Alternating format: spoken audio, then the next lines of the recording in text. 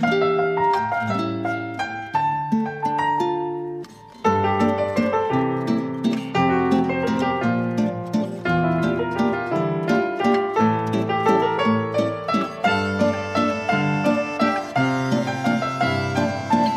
Everyone, welcome back. आज हम explain करेंगे रेंट ए गर्लफ्रेंड के चैप्टर नंबर 251 को। वैसे दोस्तों, क्या आप लोग स्लाइस ऑफ लाइफ की जनरा में कोई एनिमे देखते हैं क्या? वैसे किसी ने वायलेट एवरगार्डन एनिमे के बारे में सुना है क्या? ठीक है, हम 251 चैप्टर को एक्सप्लेन करते हैं। जैसे कि हमने पिछले चैप्टर में देखा था कि यामोरी एंड काजुया एक दूसरे से बात कर रहे होते हैं, जहाँ पर यामोरी मिजुआरा के साथ लिव इन टुगेदर में रहने के लिए काजुया को बताती है। चैप्टर की स्टार्टिंग में हम देखते हैं कि काजुया थोड़ा हैरान होकर यामोरी की ओर देख रहा होता है और काजुया यामोरी से पूछता है कि आखिर क्या मतलब है तुम्हारा उसके साथ मूव इन कर लेने का। और यहाँ पर काजुया सोच रहा होता है कि आखिर ये लड़की क्या कह रही है, मैं इसके अगेंस्ट में तो नहीं हूँ, फिर भी ये जो कह रही है वो तो हो ही नहीं सकता। और यहाँ पर काजुया सोच रहा होता है कि वो कुछ भी तो गलत नहीं कह रही है। तभी काजुया यामोरी से पूछता है कि क्या ये ठीक है कि तुम तुम्हारे दोस्त के साथ रहने वाली हो?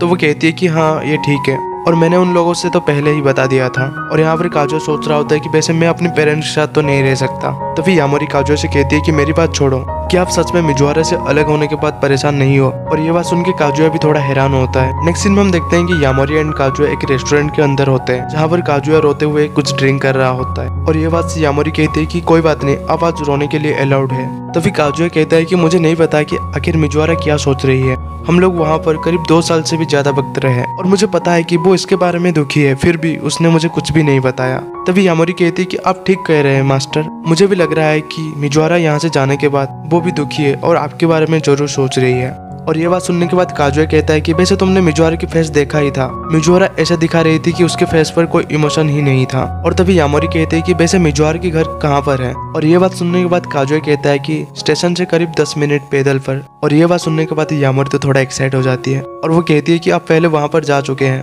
ये तो एक डेवलपमेंट है, आपको तो मुझे इसके बारे में पहले ही बता देना चाहिए था। और काजुया कहता है कि वो तो अपने घर बेचना चाहती थी जिसकी वजह से मैं उसका मदद कर रहा था और इससे ज्यादा कुछ भी नहीं। और ये बात सुनने के बाद यामोरी कहती है कि आखिर आप ये क्या कह रहे हैं मास्टर, कि आपका मतलब वो ऐसे किसी को अपने चाइल्डहुड होम के अंदर लेके जाएगी जिसके ऊपर वो यकीन भी नहीं करती है? और यहाँ पर काजुया सोच रहा होता है कि वो कुछ ज्यादा ही सोच रही है। और यहाँ पर यामोरी कहती है कि वैसे वो अपनी फीलिंग के बारे में इतना ज्यादा क्यों सोच रही है? अगर वो इस तरह से ही सोचती रहेगी तो वो अपनी फीलिंग के बारे में कभी भी जान नहीं पाएगी। और यहाँ पर काजुया पीते हुए सुन रहा होता है और यामोरी कहती है कि वैसे भी वो आपको डेट करते हुए भी अपनी फीलिंग के बारे में सोच सकती है, वो इस तरह करके तो एक दूसरे की वक्त ही बर्बाद कर रही है। और यहाँ पर काजुया मिजुआरा की बातें को याद करते हुए सोच रहा होता है कि वैसे मुझे मिजुआरा की इंटेंशन के ऊपर कोई भी डाउट नहीं है, लेकिन मिजुआरा को ज्यादातर लोग समझ नहीं पाते। तभी काजुया यामोरी से कहती है कि मैं इसके लिए खुश हूँ कि तुम मेरी तरफ हो, फिर भी मैं उसके ऊपर पूरी तरह से यकीन करता हूँ, पूरी तरह से। और ये बात सुन के यामोरी भी थोड़ा हैरान होती है और तभी वो कहती है कि वैसे आप उससे ज्यादा प्यार करते हैं, शायद ये बात एक हंसने के लायक भी है, फिर भी ये एक अच्छी चीज है। और ये बात सुन के काजुया कहता है कि कोई हंसने की बात नहीं है। तभी यामोरी कहती है कि मैं मिजुआरा के ऊपर भी यकीन करती हूँ, मैं तुम दोनों के पीछे खड़ा रहूंगी हमेशा।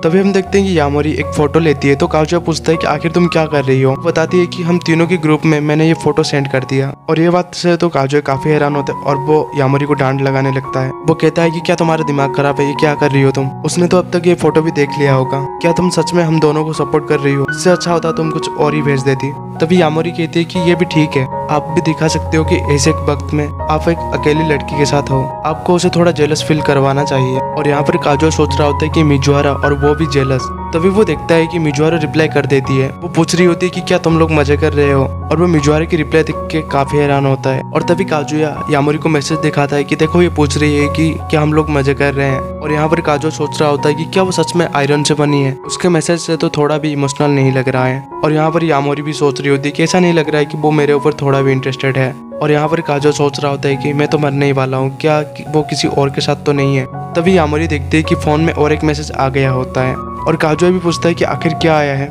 तभी मिजुआरा पूछती है कि क्या मैं वहाँ पर आ सकती हूँ? और ये बात पढ़ने के बाद तो वो दोनों काफी हैरान हो जाते हैं। और यहाँ पर हमें नाइट का सीन दिखाया जाता है। नेक्स्ट सीन में हम मिजुआरा को देखते हैं जो कि अपने फोन में अपनी डेली शेड्यूल की टाइमिंग को देख रही होती है। और यहाँ पर वो अपनी शेड्यूल को डिलीट करती है और वो आगे बढ़ने लगती है। और इसके बाद हमें आखिर में कहा जाता है कि मिजुआरा ने अपनी बेड टाइम की इवेंट को भी डिलीट कर दिया। क्या ये रात लंबा होने वाला है?